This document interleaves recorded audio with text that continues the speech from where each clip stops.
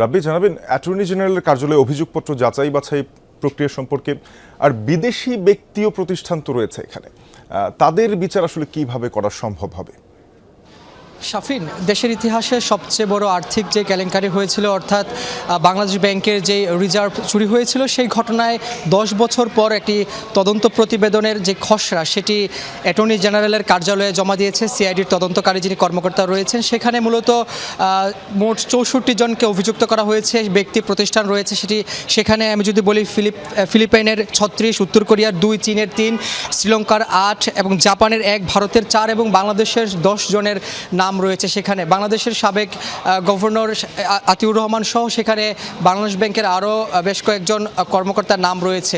মূলত এটি যাচাই বাছাই চলছে সেখানে অ্যাটর্নি জেনারেলের কার্যালয়ে মূলত এখানে আসছে, যেহেতু মামলার তদন্তকারী কর্মকর্তারা দীর্ঘদিন ধরেই ফরেনসিক করেছিলেন, জব্দ করেছিলেন, তথ্যগুলো নিয়েছিলেন, ডিজিটাল তথ্য প্রমাণ তারা উপাত্ত সংগ্রহ করেছেন, যেভাবে হ্যাকিং হয়েছে সেই হ্যাকারদের তথ্য তারা নিয়েছেন। সব মিলিয়ে মূলত 10 বছরের সময় লেগেছে মামলাটি তদন্ত প্রতিবেদন এখানে তৈরি করতে।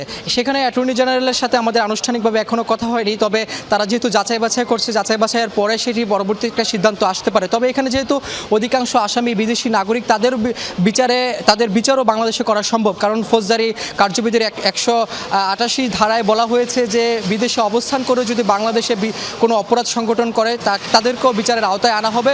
মূলত তাদের বিরুদ্ধে সমন জারি হতে পারে, সমন জারি হওয়ার পরে বিদেশি যে দূতাবাস রয়েছে তাদের মাধ্যমে প্রত্যর্পণ চুক্তির মাধ্যমে তাদেরকে বিচার করা সম্ভব। এছাড়া যদি চুক্তি না থাকে তাদেরকে পারস্পরিক বিচারিক যেই সহযোগিতা সেই মাধ্যমে যেই দেশের আসামি সেই দেশেই তাদের বিচার করার সম্ভাবনা রয়েছে এবং সম্ভব রয়েছে, আইনেও সেখানে সেই সুযোগ রয়েছে। তবে যেহেতু এই মামলাটির যে অভিযোগপত্র সেটি অ্যাটর্নি জেনারেলের কার্যালয়ে চলমান রয়েছে, তারা যাচাই বাছাই করছে, যাচাই বাছাই করা হওয়ার পরে মূলত ওই অভিযোগপত্রটি আদালতে দিতে পারেন বলে তদন্তকারী কর্মকর্তা জানিয়েছেন। তবে সেটি কত সময় লাগবে সেই বিষয়ে আমাদের অপেক্ষা করতে হবে জানার জন্য।